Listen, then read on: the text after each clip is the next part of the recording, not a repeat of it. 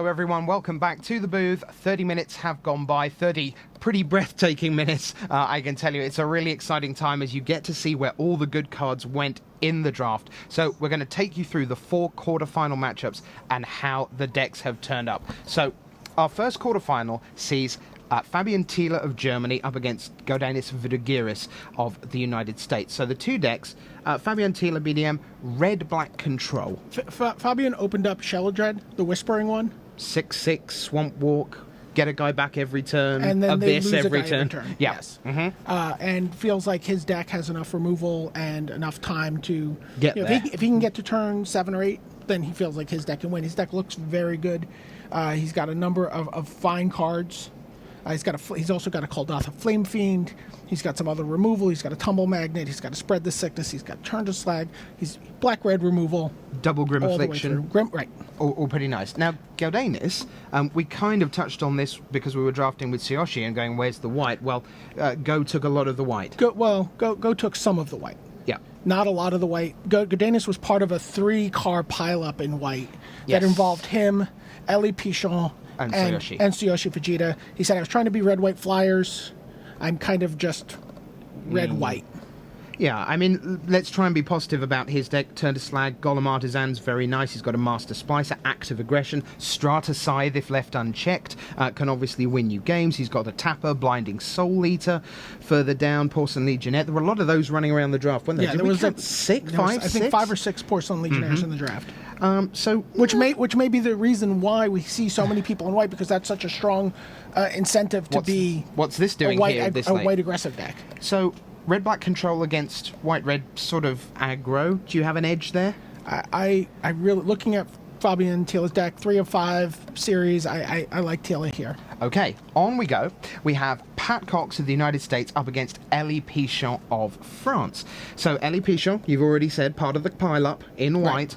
And I think he's probably the biggest victim, arguably. You look. I disagree. I think Vegeta's got the weakest the of the 3 low. white decks. Yes. Okay. Elie has Silver Life stuff. He's playing Ardent Recruit, Viridian Claw, a couple of Embersmiths. That's good news. Well, going into this draft, Elie Pichon wanted to be mono white. He was emulating a draft strategy that's been put forth by Raphael Levy. He felt like mono white is the way he wanted to go. He thought he could get that. The cards were clearly not there, and there were a lot of red cards, as we noted, and he started taking those red cards. So he feels like his deck is better than he thought it was while he was drafting it. Okay, yes. But he's still not terribly happy with it, and was a little like, ugh. Yeah, I mean, he's sort of up at the top end, isn't he, where he's got Artillerise, he's playing the Slash Panther, Banishment Decree at 5. The problem here is that he's playing against Pat Cox. Okay, and so tell Pat us about Cox opened up Dismember, got past the Dismember, and never looked back. So he took a ton. He had almost all black cards by the end of Pack 1. Yep. He was still pretty much solid black in Pack 2. Got a late Tangle Hulk in Pack 2, and he said, "Oh, maybe I'll be black-green dinosaurs. My black will be removal. My green will be dinosaurs." He ended up getting a couple more cards down the stretch. He got 3 Alpha Tyrannaxes in Pack 3. That's a lot of muscle down the stretch. And he's really good. And he's also got a Bone Horde for to sort of capitalize on all that removal and just drop this really problem card. Potentially very interesting card in his deck, Malira's Keepers. Right. He got that also late in Pack 2. And we'll tell you why that might be important in a little while. So Elie against Pat Cox. I guess you make Pat a pretty firm favorite in that one. I think Pat's a big favorite in that match. Okay. Next we have Karaoka of Japan, Toshiyuki Karaoka, in his first Pro Tour top 8 against Luis Scott Vargas. Talk to me about Karaoka. Make a case. He's playing green-black. He has a Phyrexian Ingester, and he has a Thopter Assembly. Okay, that's a good case. That is the case for him to pull out some wins. Some other 38 cards and those 2. Correct. All right. But he has some removal. He has some Viridian Emissaries, some Cisper. He ended up getting a little bit into, in fact, he's got an Anatomist. Right. So all I can tell you is when I went over to talk to players about the decks, Shuhei Nakamura was standing by the 2 Japanese players, just shaking his head, and he's like, "It's over. Luis Scott Vargas wins this Pro Tour." Oh, so apparently everyone can go to bed. No, don't stay with us. But we're not kidding. LSV has a monster deck. It's pretty awe-inspiring. It's possible that Pith Driller might be, sort of like the 17th best card in the deck, or somewhere down there. That was his first pick of the draft, actually. He is green-black Infect. He has 12 Infect creatures, 2 Phyrexian Juggernauts. He's got things like Tangalangler, Phyrexian Hydra, that's where the 7/7 for 5 went. He has a little bit of red splashing for Oxider, Scrap Melter, and Burn the Impure. So he took that Scrap Melter over a Plague Stinger and was immediately regretting it, but the Plague Stinger came all the way back around the table to him. He feels this is a deck that can go 3-0 with this. Strangely enough, I think he could be right, which leaves us with the fourth quarterfinal, David Sharfman against Tsuyoshi Fujita. Now, Sharfman is red-blue and sounded pretty positive about his deck. I looked at the deck. Is he justified to be sort of excited by it? Oh, he's got a lot. He's got a lot of very good cards. Mm-hmm. He's got a Phyrexian Ingester as well. He felt that was he was very surprised to be past that. Mm-hmm. He thought that a lot of the players around him were going to want to be blue. He was very nervous taking it because he felt, I guess, he was being passed to by Luis. Yep. But he's pretty happy with his deck. He has a Porcelain Legionnaire and a Shrine of Loyal Legions, but he's not playing white. No, so it's just going to tick its way up. Yep. He's pretty content to sit there, and he's got a little bit more of a grindy deck, as we referred to earlier. Yep. And then we have Tsuyoshi Fujita. So Tsuyoshi Fujita, well, you saw it pick by pick. Couple of Gremlin Mines, Vapor Snag, Flayer Husk, Pair of Mirrors, Divine Offering, Apostle's Blessing. Then we got the Sky Hunter, a couple of Suture Priest, Stoic Rebuttal, he's playing that. Double Neurok Invisimancer, yeah, I guess you play that turn 3, turn 4, they don't find some removal. There's, a clock there, and Pierce Strider, Skyhill School, Golem Artisan, the double Partisan we talked about, the 3/4 Battle Cry. It's a janky deck. Jank decks can pull out some wins. I don't know if he's going to be able to pull out 3 wins in this match, and I think Sharfman is advantaged here. Okay, well, we will find out. There are great players in every top 8. Sometimes they already have titles to their name. Sometimes those titles await them in the future, and for some, the quarterfinals is as far as they're ever going to come. But where else could we start than with the Japanese Hall of Famer on home soil looking to roll back the years as he cracks the 300 lifetime pro point mark. Tsuyoshi Fujita is coming right up. It's time for the quarterfinals.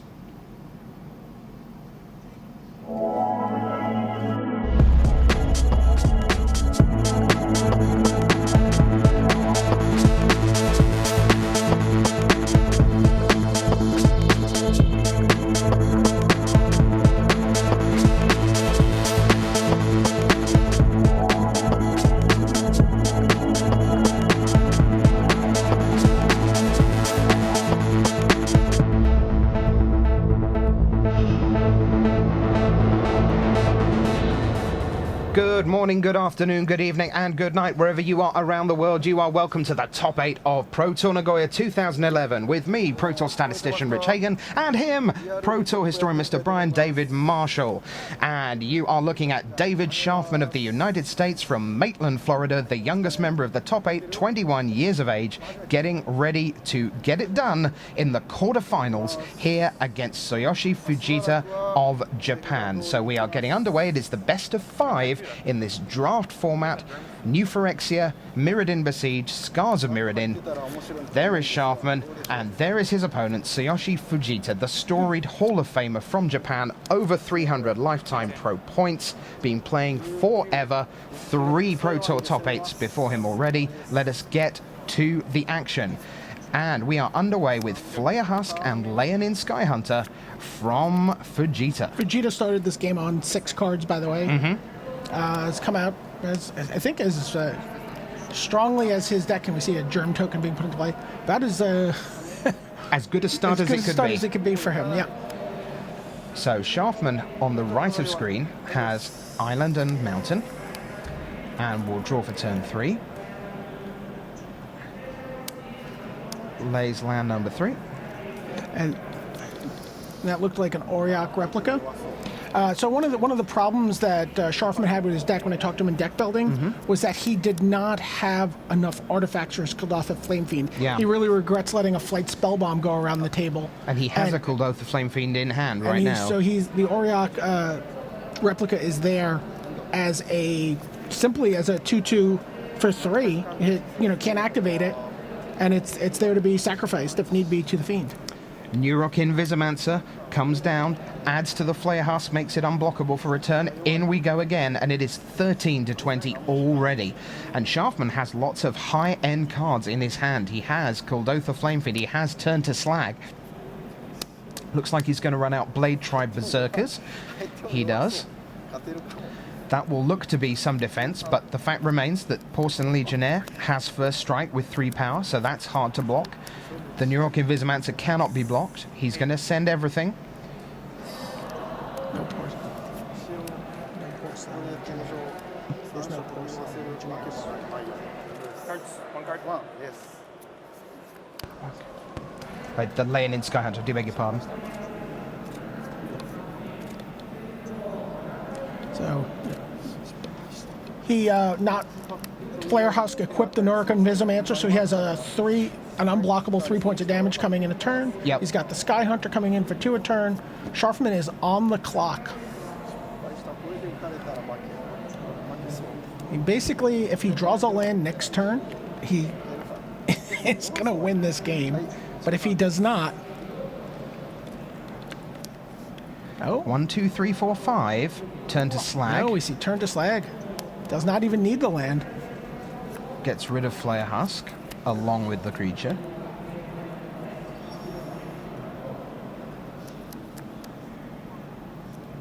Sky Hunter and Mir. Faces Blade Tribe and Oriok Replica. So Yoshi's down to 13 here. Is he thinking about blocking?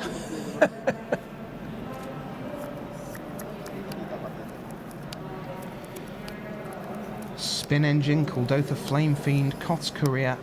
Looks like it might be into the core. Is Sharfman's hand. Sharfman's hand is pure gasoline at this point. Vegeta piles in. And Vegeta's hand is pure kindling. 13 plays 5 now, Sharfman down to. And here comes Kuldotha Flamefiend. Vegeta says, sure, and yep, everything dies. Take 1. Yep. It was a really good start for Vegeta, but wow, there you go. 1-0 to David Sharfman. Goodness me. Let's take the player profiles, please, for these two. Either order. Let's start with Vegeta. So, goodness me. They don't muck around, do they? No. I mean, again, you see the power of Sharfman's deck. Like I said, he felt like, maybe he didn't have exactly all the cards he want, but his cards were very, very powerful. So there is David Sharfman from Maitland, Florida, just 21 years old. He's got 42 lifetime pro points, made the top 8 of United States Nationals in 2008, and was the winner of Grand Prix Paris in 2011. A fabulous achievement, winning that very late on the Sunday night amidst all the hoopla of the Pro Tour in Paris, which Ben Stark won. And Sharfman came here and said, I am here to win. And he really meant it. And you've got to love anyone who can come with that kind of level of confidence. He loved his constructed deck, which was Pure Steel Paladin. And that, by the way, if you're still not quite familiar with what that does, it is a draw engine, because the Pure Steel Paladin, when you cast an equipment, you get to draw a card. And then you get to equip for free, as long as you've got Metalcraft. It's a really, really strong card in block. Yeah, and it was essentially just a white weenie deck that had the ability to restock its hand while it's going through the motions of playing out its cards. There you see Vegeta busy sideboarding. And there's the resume for the 37-year-old from Osaka, which is the home of Japanese Nationals this year. I'm delighted to say I'm going to be there covering that on MagicTheGathering.com. 290 lifetime pro points. So just getting and that's coming in. Oh, go ahead, sorry. So he's going to be over the 300 mark now. 12 Grand Prix top 8s. This is his 4th Pro Tour. We talked about second in London, but also second place in Tokyo behind, is that Zvi Moshevitz? That's Zvi Moshevitz. That was block constructed. Invasion block constructed. And it was the first time a Japanese player made the top 8 of a Pro Tour. It was a huge deal for the home crowd. I got a little information about what's going on in some of the other tables, just how the matches are playing out. LSG's come out early with a Plague Stinger and a Phyrexian Crusader versus Kataoka, who's sitting behind Viral Splicer, Nurok Replica, and Assist Bearer, which I'm sure LSV is eyeing covetously. And then Ellie Pichon has an Embersmith and 3 Kuldotha Rebirth tokens versus Cox, who has a Molder Beast, Phyrexian Rager, and a Shimmer Mirror. Vidaris has got a Skyguard with a Stratascythe versus Tilla, who's playing Blind Zealot, who's got a Blind Zealot and a Mirror Sire. So, lots of action on all the tables early on. Yep. Everyone else, though, at 0-0, whereas these two are at 1-0, and that's the look on Vegeta's face at the end of the draft again. And it sounds like Ellie Pichon has taken the lead in his game against Patrick Cox. Pat Cox at the back table. You can just see in the background their match going on. So Pichon 1-0 up for France. And we are away in Game 2. Syoshi Vegeta leads with a Plains. Sharfman with Island. No turn 1 Flare Husk. Oh, what a dull game. Land from Vegeta, second island, and there's an Oculus. Slow it down. The break. Vegeta. Was that a gasp from Vegeta? A yelp of dismay? Nothing on turn 2, but Sharfman has a turn 3 play. And Sharfman's finding mountains now. There's a Blister Stick shown, and that's going to kill the rusted slasher. And in we come. And Sharfman is off to the races once again. There's a Partisan. A 3-4... with a slightly meaningless battle cry right now. Yeah.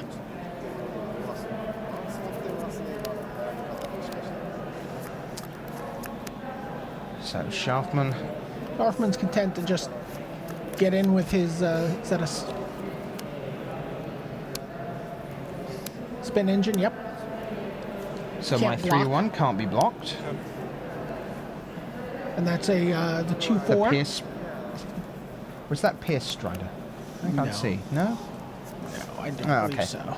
It's just off the top of the screen.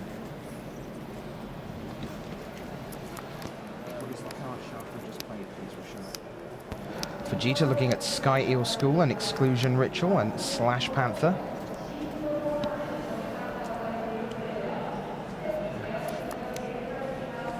Sounds like it was a Bladed Sentinel. So that's another of the white activations that Sharfman can't. It's a 2-4 non-vigilant, like the Oriot replicas, the 2-2. And again, it's there mostly so he has something to sacrifice to his Kuldotha Flame Kuldotha Fiend. Flame Fiend. Yeah, absolutely. 20-12. Vegeta looks for a way out. I mean, he's Well, heading images of Jeffrey Cerrone flash through his head. Yeah.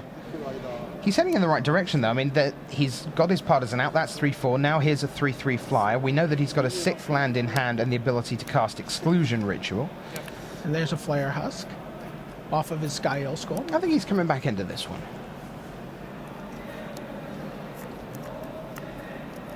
Sharfman 3 cards in hand. Yep, 2. Yes. 2 cards for Vegeta. Sharfman checks that. I love the chairs they're on, by the way. These fantastic sort of Japanese-themed. You might be the only one. They don't. I confess I didn't sit in them, so that much this weekend. It's part of our gorgeous Japanese set here at Pro Tour Nagoya. And in we go with the Sky Eel School from Vegeta. Well, that's the first damage onto Sharfman. Sharfman falls to 17. Post-combat Slash Panther.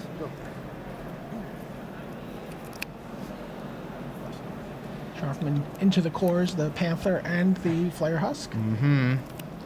And Vegeta takes a look just to represent. He does not look overly happy at that turn of events, with good cause.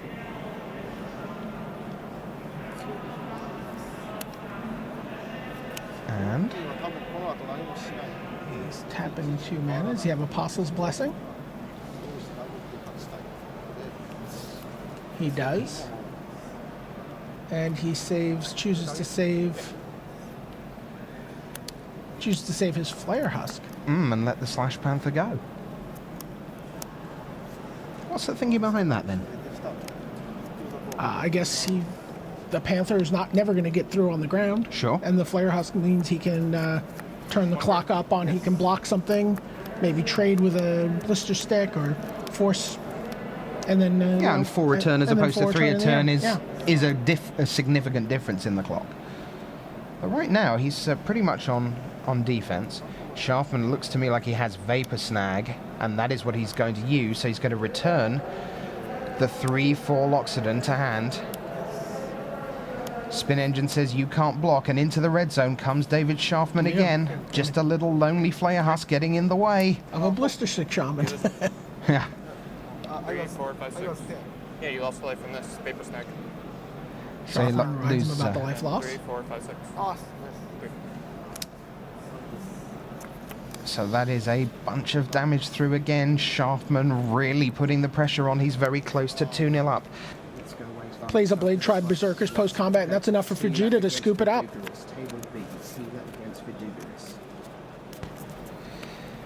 So 2-0.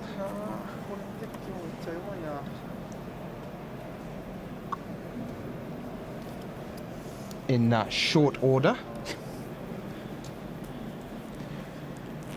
Sharfman, well in control of this one. We are going to take you away from this match. We'll be back if things get tight later on. We're going to head towards Table B, which is the match between Fabian Tilla of Germany in his debut top 8, second Pro Tour, up against Godanis Vidaris. There you see the two players. Tilla is on the left of screen. Vidaris from the United States of America is on the right. And Tilla is just about to head in to the red zone.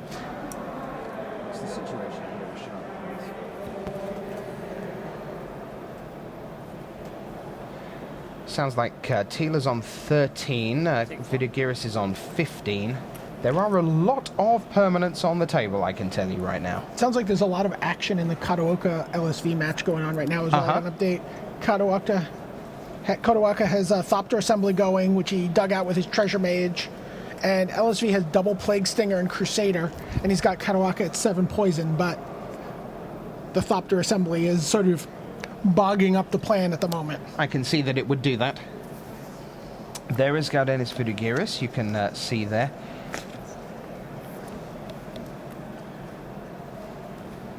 And it sounds like Kataoka has taken game 1 against LSV on the back of Treasure Mage into Thopter assembly. Wow. Plague Stingers were not able to get through that army of tokens. So we are still in game 1. And part of the reason for that is there is a multitude of permanents. Sounds like Tilo's getting 6 damage coming back the other way at him. And Vidaris spans 5.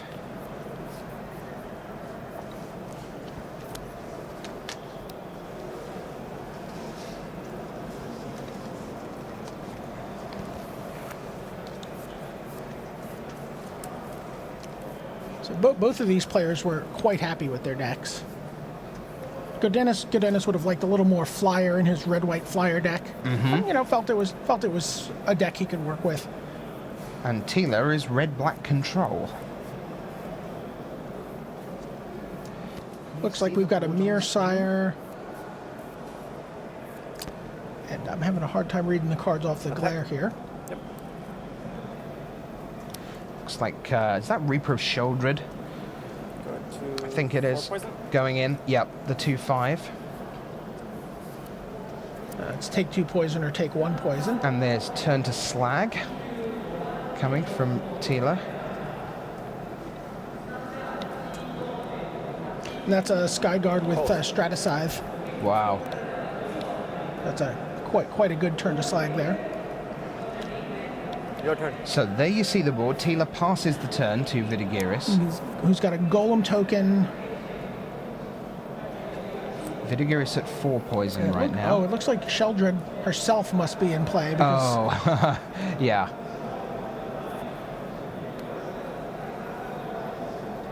That's going to be a little awkward.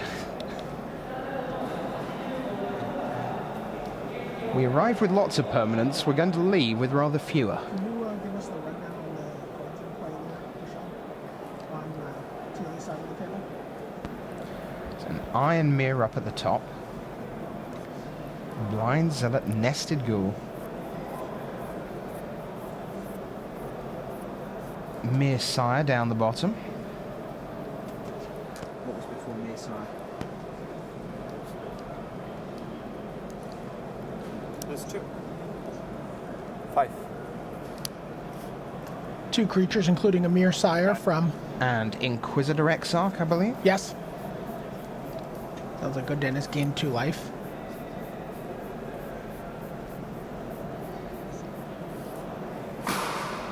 Doing a little bit of both from Tilla. He's got Godinez at 4 poison.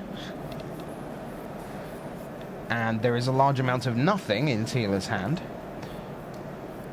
It's a small amount of nothing. Yeah. A small amount of bluff, I guess.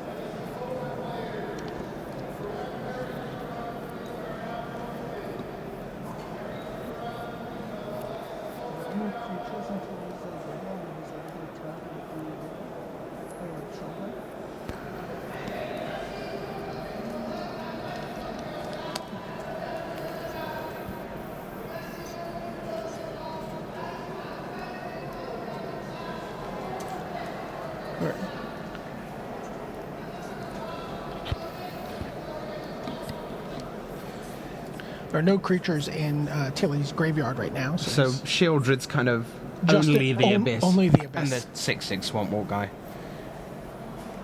6.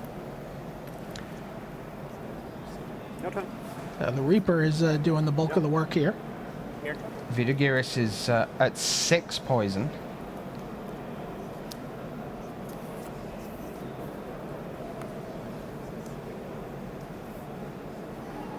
This is where the lack of flyers in the red-white flyer deck is really coming to My turn. bite Godinez. Home to roost. Yes, as it were.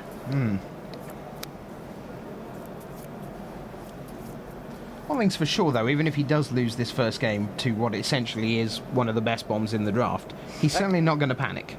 Oh, of course not. Godinez is a pretty cool customer. 8? Yep. In we go again, and that's 8 poison now for Vidaris. Okay, we're going to take it in between these games.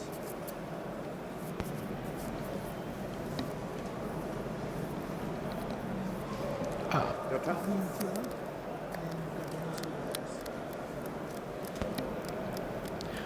We got another update from the tables. Godinez won game 2 with Dinosaur Beatdown plan. Not Godinez. I'm sorry, Cox won game 2. Okay. Yes. So that is the equalizer. Pat Cox won, Against Ellie Pichon Pichon. won. Alpha Tyrannax for the win. Now Tilla has Blind Zealot to go with his Swamp and Mountain in hand. Vidaris passes. He's holding a Banishment Decree. And a Shatter.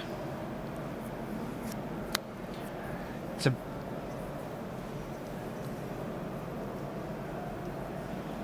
Heading towards the point where he's going to have to use the Banishment Decree, because he's at 8 poison.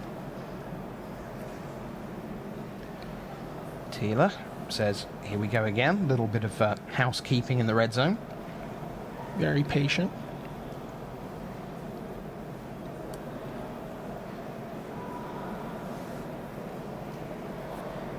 And there's Godinez in a little bit of bother here in a deep game 1.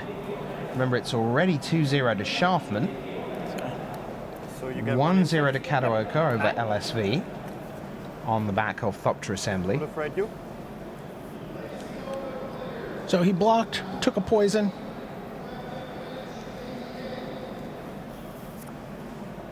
And then Grim Affliction to kill the remaining creature and proliferate a poison onto 9 to Godinez. 10. So there you have it. Game 1 goes to the German in his first top 8, Fabian Tilla. And we've got something a little bit new coming your way now. Hopefully this is all going to work with the wonders of modern technology and the power of Brian David Marshall's iPad. We had a chance to, actually, BDM, you had a chance to talk to some of the players during the deck build. Yeah, I did. I wanted to see, get their reactions to what their decks were and how they worked out. We talked to both Godinez and Fabian Thiel about their decks. Fabian won game 1. Maybe we can hear how he feels about his deck. So here we are. This is Fabian Tilla coming right up. I didn't know for quite some time what my second color is, or whether or not I'm infect or not. I opened a pretty huge bomb in the Black Creator, which is basically, I know there are not a lot of ways to answer it. So if I draw him, it'll all go well. Also, I have a huge removal package, so I only need to survive to like turn 8. I think it's a pretty good deck, but I still miss some cards, so still deck building. Yep. Who wouldn't like a huge removal package? Yeah. And now Godinez, as I said when I spoke to him, he talked about the frustration of not getting the white flyers he wanted for his red-white flyer deck. We saw a little bit of that in action in this match. Maybe we can hear from Godinez himself here. Yeah, let's take a listen to Vidaris Vidaris. Yeah, I think my deck ended up pretty good. I wheeled Plague Stinger and Phyrexian Hydra. Yep, that's Louis Scott Vargas we're listening to, actually. Yeah, we've... I think I got a little unlucky that there weren't more poison creatures in the actual packs. But wheeling those cards is yeah, so you're actually listening to Louis Scott Vargas there. Sorry about that. Not quite the same. I think it's fair to say that Vidaris would quite happily have exchanged his deck for the deck of Vidaris Vidaris. So we'll try and get a listen into Vidaris in a little while.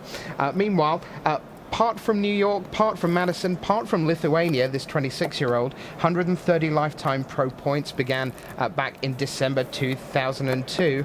8-1-1 in Constructed, playing Mono Black Infect. Absolutely fantastic card in that deck was Whispering Spectre. Unreal. 1-1 flyer Infect for 3. Watched him dismantle Kenny Oberg playing the podcaster deck. And that one, he just sacrificed his Whispering Spectre and went, well, turns out you're at 5 poison. Why don't you discard 5 cards? Thank you so much. That's pretty much game, boys. That's Mind Sludge off a 1-1 flyer. Yeah, it was terrific. Speaking of Black Infect, I got an update. Kataoka has Thopter Assembly going again against LSV. In Game 2? But in Game 2, LSV has Plague Stinger, Phyrexian Crusader, and his sideboarded Mindslaver.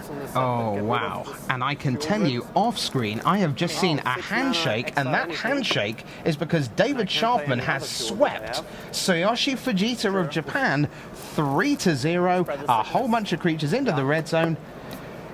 Wow. Holy Jeffrey Cerrone, Batman.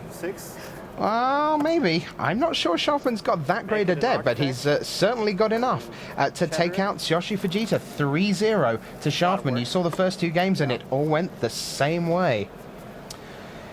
Wowie. Card's fair. So there's Tilla. The card is fair, you know. Getting ready for Game 2. Talking about Sheldred there, saying, yep, the card's fair. We both get to do something during each other's upkeeps. Oh, yeah, well, clearly. He's actually got a very dry sense of humour, Fabian Tilla. He's a very nice guy. Sounds like we've got more news from the LSV match. LSV, apart from having all these fantastic infect creatures, has what I might call a bomb from days gone by that perhaps hasn't seen quite as much. Its stock has fallen a little, which is Mindslaver. And he's just been using that to get close to the finish line, but not actually there. I think it's 9 poison right now for Kataoka. But if Kataoka has Thopter Assembly, it's going to be hard to get that final poison through. Potentially. And that game is over. So the result there between LSV and Kataoka. 2-0 Kataoka. Well, you know, That's why you play the games. LSV was down 2-0 in Berlin when he went on to win. Down 2 in the quarters. Down 2 in the semis. Yep. Down 2 in the final. Don't count him out. He's getting a little practice in. Yep. We also have news from the back table that the Frenchman, L.A. Pichon, with his 0 lifetime pro points, bumping those up, but guaranteed heading towards 16 if he can get into the semi-finals. He now leads Pat Cox, the United States, the Star City Games Invitational winner, by 2-1. So we get ready for Game 2 here between Tilla and Vidaris Vidaris. Looks like Vidaris still busy shuffling away. Tilla seems... Oh. Looks, more Mulligan entertainment from Vidaris. Keeping? So I don't know if people are watching at home and they go to the Magic the Gathering Pro Tour page on Facebook. Mm-hmm. And if you look on the bottom, there'll be on the left under your under the profile picture for the group page. There's a tab for Nagoya webcast, and you can actually watch the Nagoya webcast on Facebook in the Magic the Gathering Pro Tour page. Wow.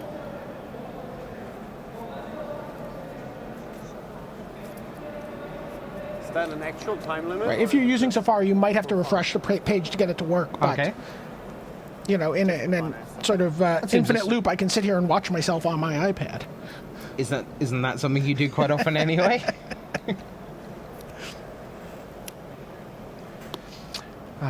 So here we go. Galdenis picks up 6.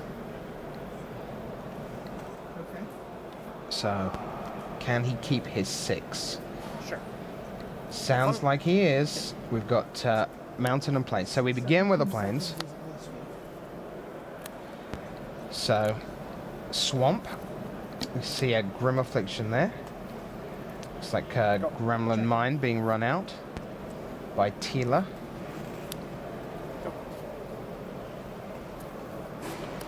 Galdenis passes on turn 2. Go.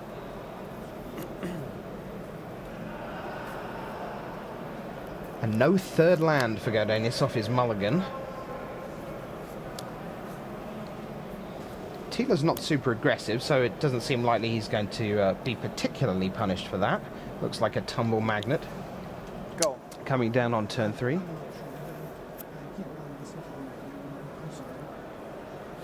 And again, Galdenis passes the turn. So again, no joy there. Go. See a Crush, Instill Infection, Grim Affliction. As finally an Immolating Soul Eater, a play from Galdenis, but he still has no third land. The board developing.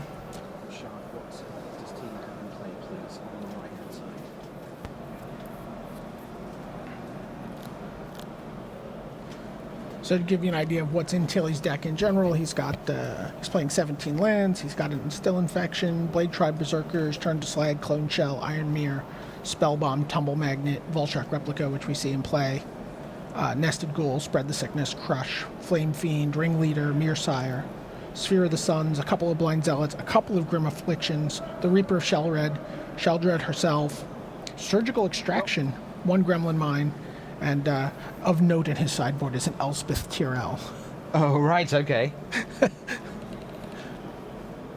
It's like, oh, I don't want anyone having this. I'm going to take it. Think how different the draft would have been if you go back to the old order. So you open Elspeth, Oh, wow. you know? And we start with new Phyrexia. It means by the time you get to Elspeth, it's like, that's a pity. I'm black green. I got no use for you. And she ends up in a sideboard. Yeah, in the middle pack, he opened up the Kuldothic Flame Fiend, so that Took one. he had to make a decision there, I guess, during deck building. But there was not any other white cards. He actually is a little bit hateful in general. He also has Another one. a Rotwolf in his sideboard. Pair of Immolating Soul Eaters now. Which could potentially just steal a game, depending on whether I think it through. There's a Grim Affliction, and Indeed, proliferate onto my Tumble Magnet, so that goes up to 4. And I seem to be saying every turn, Galdenis, still no third land, and that can't be good. In comes the Replica for 3.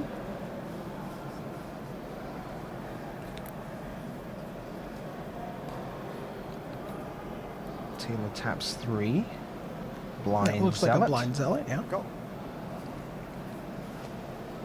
Intimidate.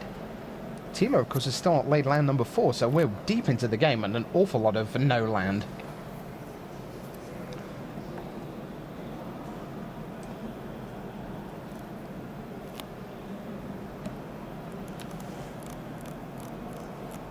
I have some bad news for fans of American Magic. Toshiyuki Kataoka has searched up, once again, with Treasure Mage, Thopter Assembly. Want to give me some good news for American Magic? Good news is Luis Scott Vargas smashed and crushed and burnt everything in his path and took the game.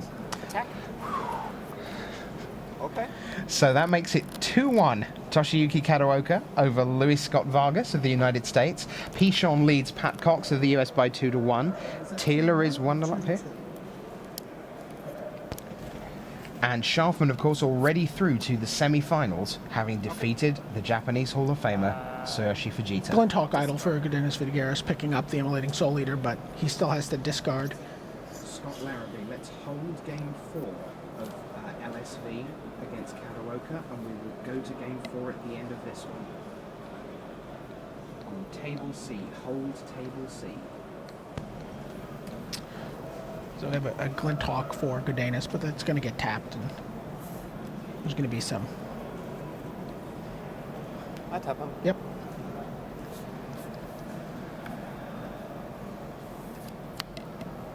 Looks like it might finally be a 4th land for Tilla. It is. It's a mountain, which is pretty much what he would have drawn up. Thank you.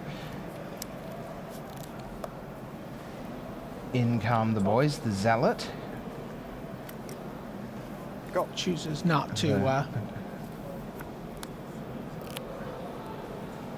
Vidaris down to 12. Attack.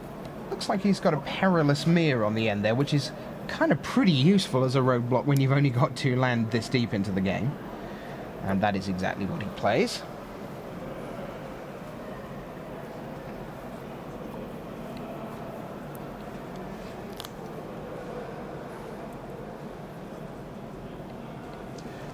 We have another semi-finalist, BDM. Congratulations to Elie Pichon playing in his first Pro Tour. He has taken down Pat Cox 3-1 with a very fast draw.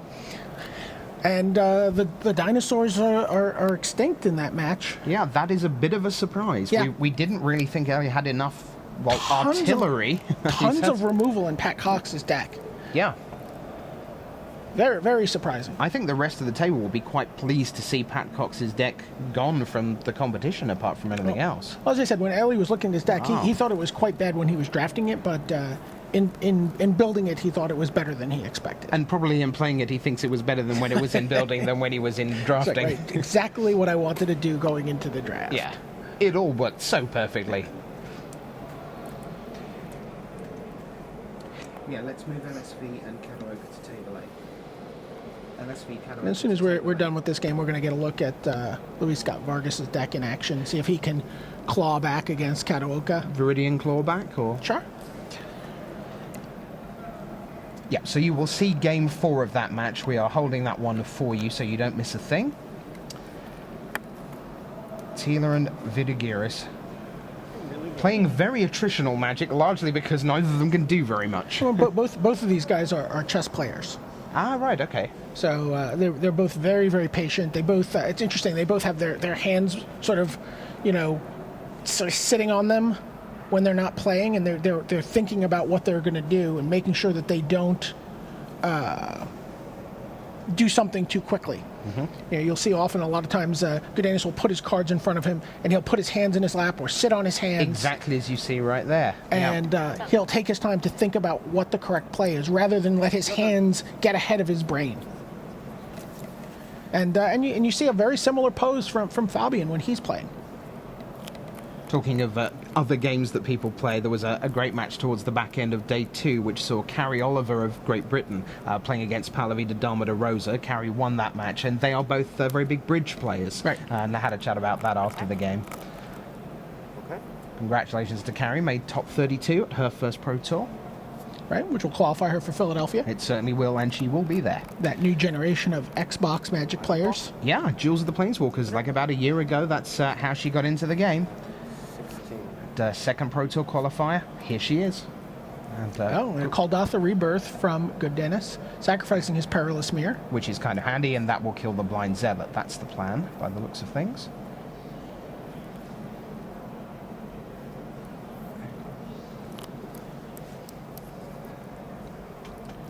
Yeah. And there's more. Got it. Is that a Skyguard? It Looks like a Leonin Sky Hunter. 2/2 flyer.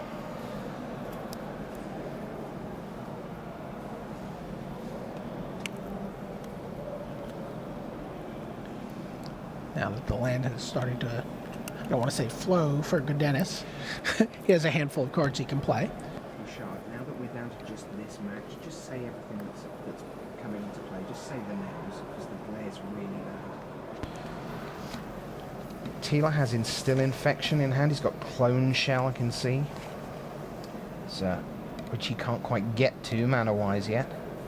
So, still at 4. And there's Instill Infection. Gonna take out one of the tokens to draw a card, try and get him up a mana. Does not look like he's managed that.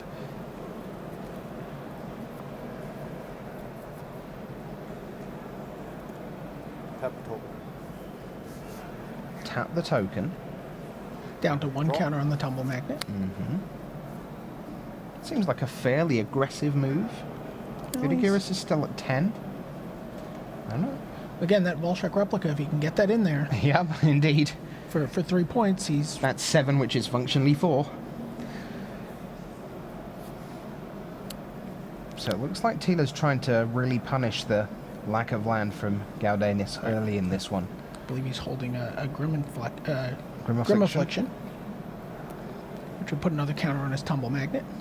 Take out the flyer. Yep, that's exactly what's going to happen. Tap token. Tap the token. In we go. As you say, there we're down to 7. Functionally 4, because Tilla has mana open for the sacrifice ability on the replica. So even if Vidaris has an answer to it... Well, he's holding an off-color Flight Spell Bomb, so he can make the replica fly. He's got the extra counter on his Tumble Magnet now. He can tap down that Glinthawk, fly over, and get in for the final final damage. Unless those life totals that we're seeing right now are incorrect. Yeah, I have a feeling that's not the case.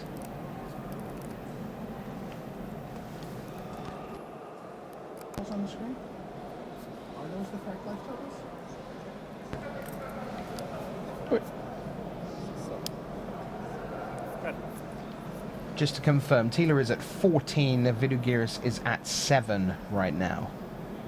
14 to 7, there we go. Is that Tine Shrike from Vidaris? Mm-hmm, I think it is. 2-1. Flyer. Infect.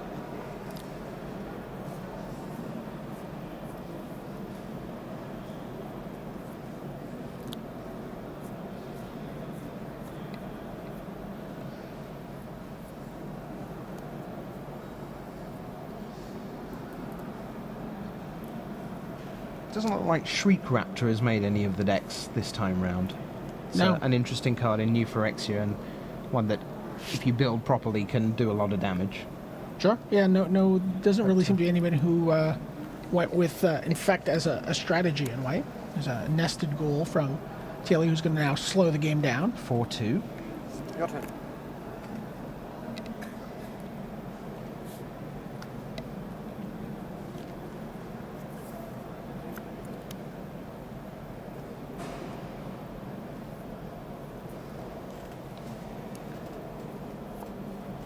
Tilla, head in hands, but not in a bad way.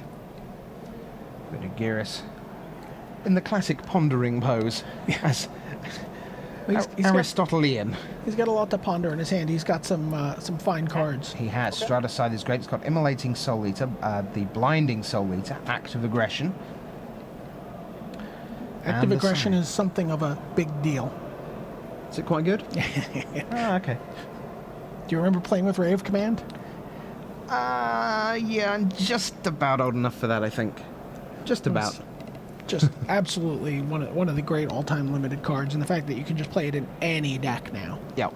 It's, against a poison deck, you're pretty happy to pay 4 life and, kill their, Ichor Claw Mirror and their Cyst Bearer, and it's just amazing.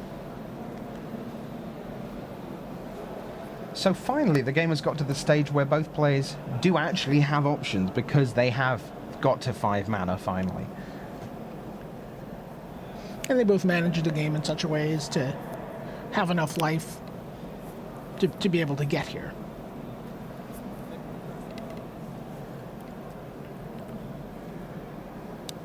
So it looks like the Glinthawk is going to come in, and you hear Tilla there say, yes, I go to 12.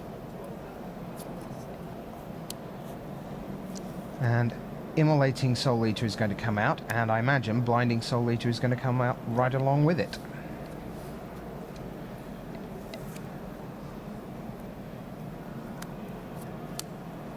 So there's the flight spell one that you talked about, the off-color. Give him flank. Give the Nested Ghoul flying. Here it comes. Attack. For 4, and then 3 more from the Volshock replica is 7. Yep, the scores are not correct on your screen. Do you have a gut shot? It wouldn't even help. And that is the game. 4 points from the Nested Ghoul, 3 points from the Sacrifice. And we are done 2-0 to Fabian Tilla. On the back of the off-color Flight Spellbomb. So let's head back to table A for LSV against Karaoke. While these guys shuffle up for game 3, I think we're going to take a look at Luis Scott Vargas and Toshiaki Kataoka. That's right, from Kunitachi, Japan, the 23-year-old, 27 lifetime pro points. Let's take you up to table A. That's where we're going to head next, where Luis Scott Vargas and Kataoka are getting ready for game 4. Kataoka has opened with a swamp, as has Luis Scott Vargas. Forest